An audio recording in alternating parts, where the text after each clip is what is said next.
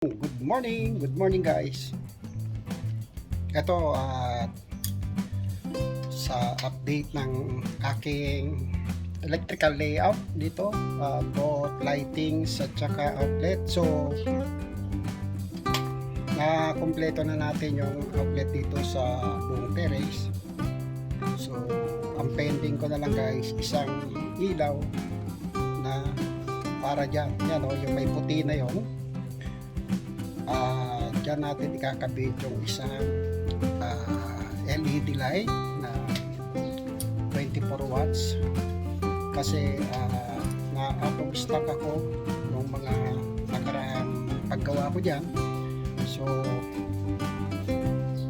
na order ko na uli, so nasa akin na ngayon yung panlagay ko na ilaw dyan. So ito guys, ang trabaho natin dito sa terrace ay ito na yung huling bahagi guys, ang paggawa ko ng lightings once na nakabit ko yung LED light dyan sa ceiling.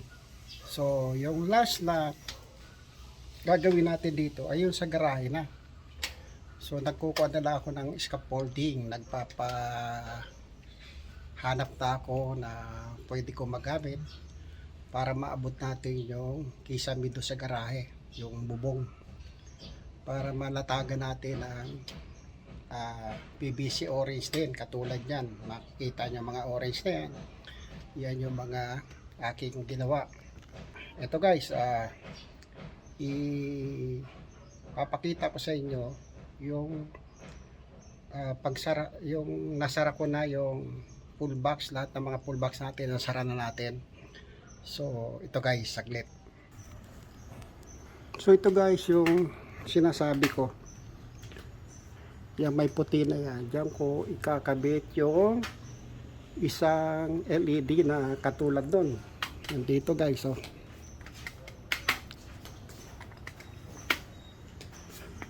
So ayan, so sinat off muna natin yung breaker dyan para makapagtrabaho tayo na maayos, para hindi tayo nagaground. So tapos dito guys, ayun, katulad niyan, kompleto na yung mga LED natin dito. So nasara ko na rin guys yung huling full box dito guys, yan o, yung nakabukas para sa mga tapping natin sa mga connection para sa switches at saka sa outlet. So ayan, nasara na natin yan. Yan, na-close natin yan hanggang dito guys. So hindi ko lang napakita guys kung paano ko nagawa itong isang ilaw dito sa gitna, dito sa may parang hallway na to o patio, para may ilaw dito sa portion na to sa gabi. Yan. So ito guys yan, no? Kabit ko na, tapos nasara ko na rin to.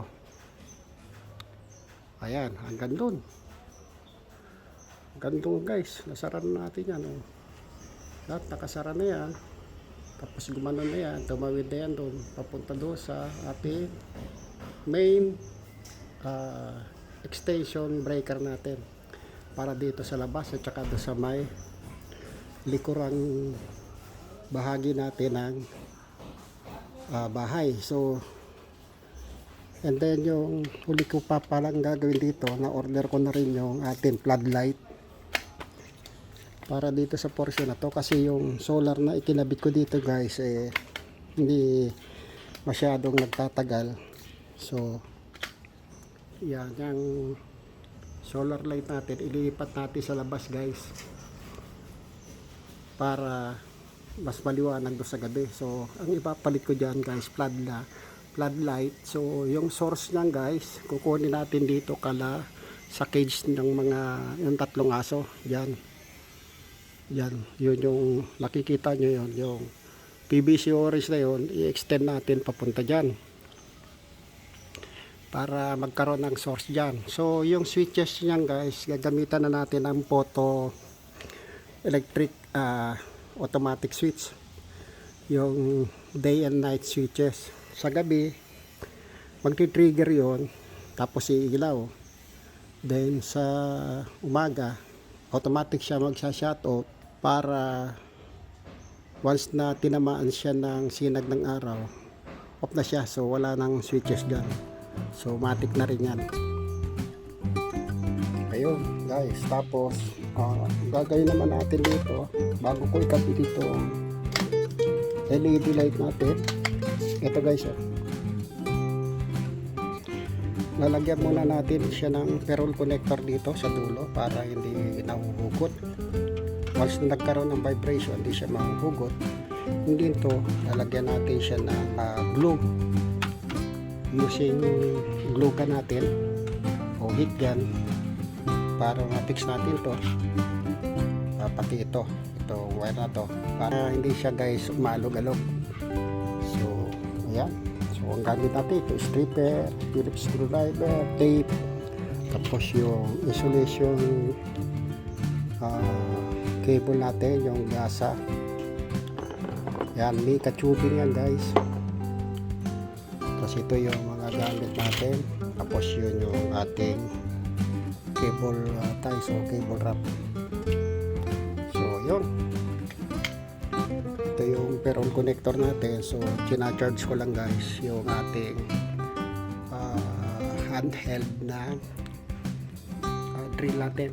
So once na nag-drill niya guys, umpisa na natin gawin ito. So yun,